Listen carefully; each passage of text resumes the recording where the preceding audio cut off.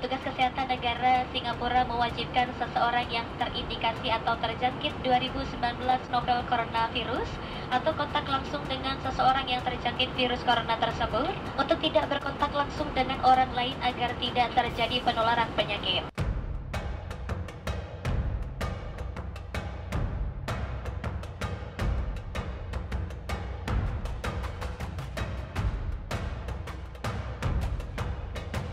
Sekarang saya dan rekan saya Willy, kami sudah sampai di Bandara Internasional Changi di Singapura. Dan sebentar kita akan sama-sama lihat nih, seperti apa sih proses pengecekan terhadap turis asing yang dilakukan oleh petugas di Bandara Changi.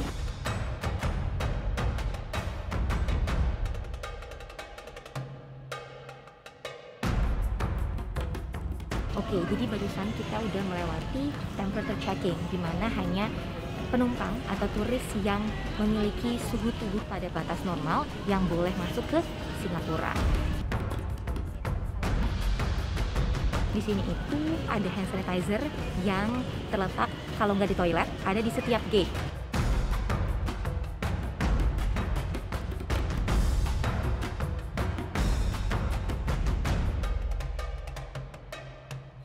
I'm sorry, is this the temperature checking? Yes. Oh, okay. Jadi memang penanganannya, antisipasinya itu ketat di sini. Orang nggak bisa sembarang lewat kalau suhu tubuh mereka melewati batas normalnya pemerintah setempat, yaitu 38 derajat.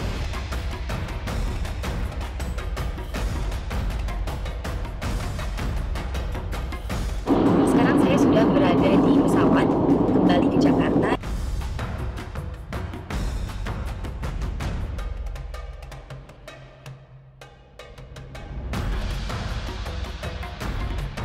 Ini kartu kewaspadaan kesehatan yang disediakan langsung oleh Kementerian Kesehatan Republik Indonesia.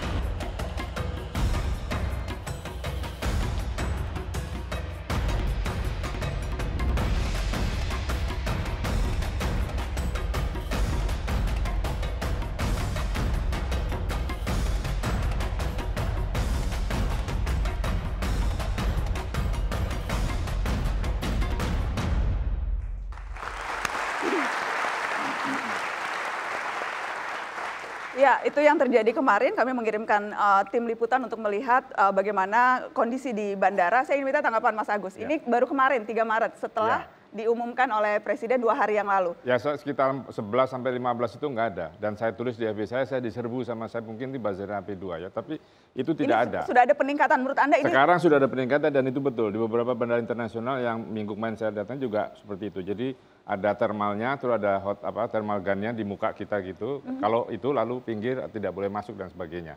Sekarang sudah ada.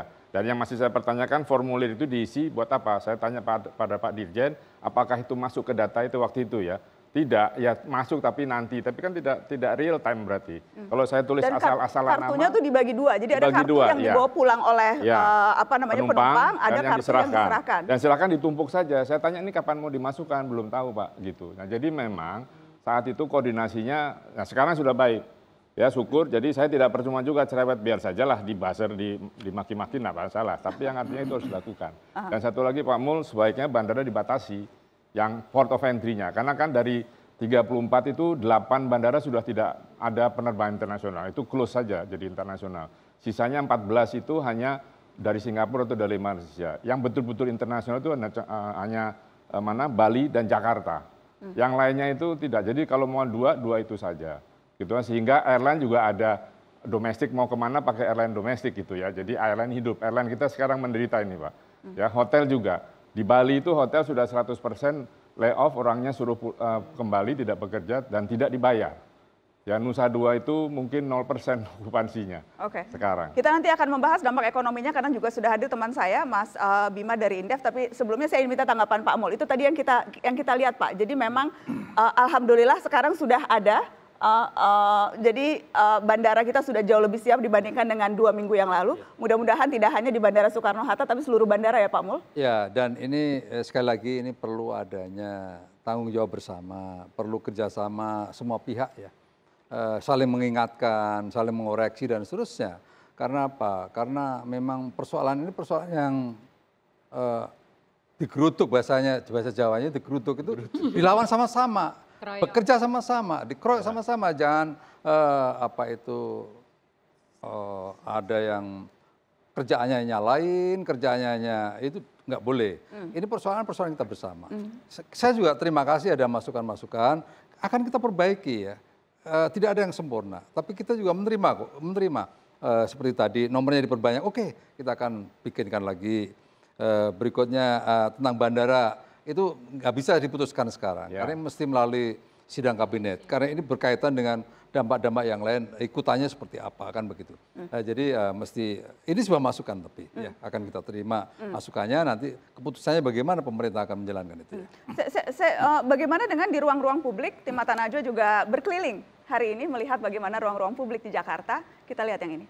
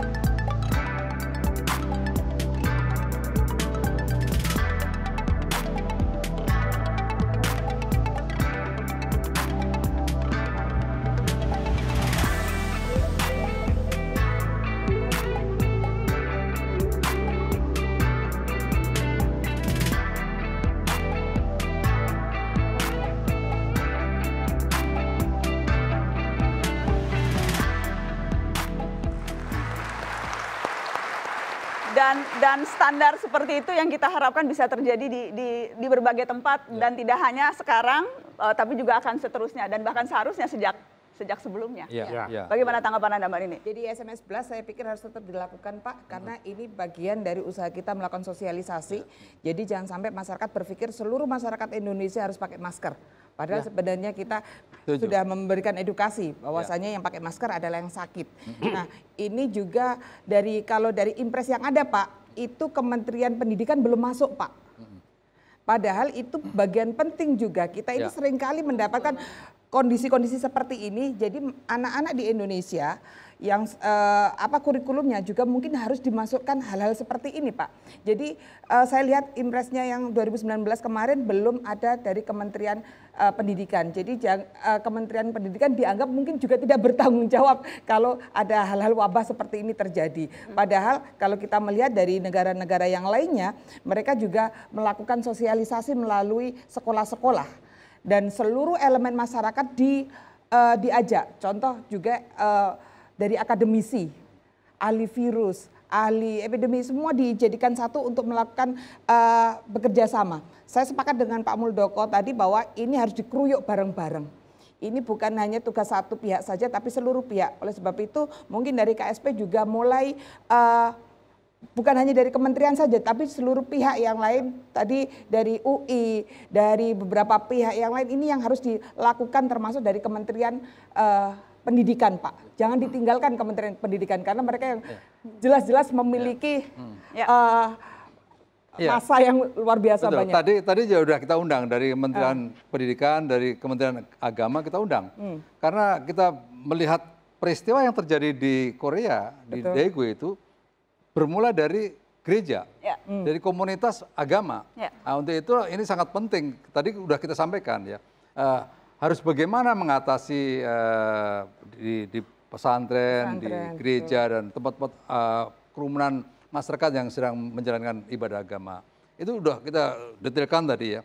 Terus bagaimana anak-anak ini biar diedukasi agar jangan sampai nanti banyak dimasuki informasi dari luar malah bingung yang di dalam. Jadi ada secara internal ditangani dengan baik, secara keluarnya bagaimana keluarganya agar bisa memahami dengan baik. Itu tadi kita udah ulas dengan cukup detail ya.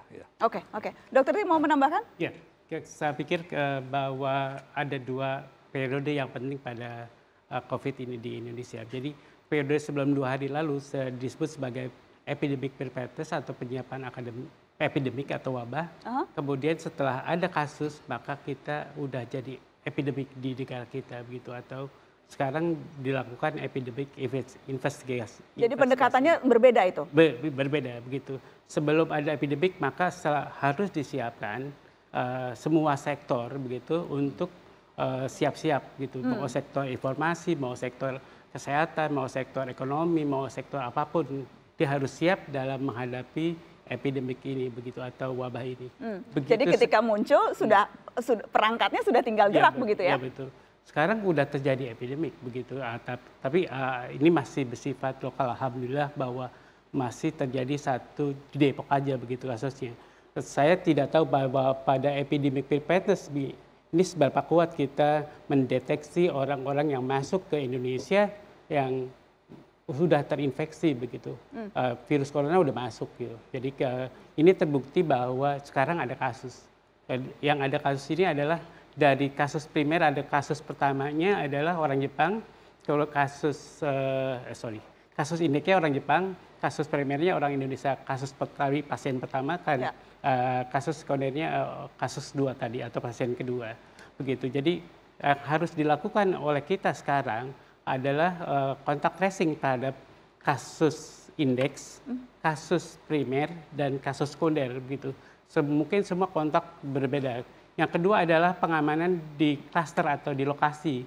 Jadi di lokasi benar-benar harus bisa diisolasi. Bagaimana penduduk di wilayah tersebut.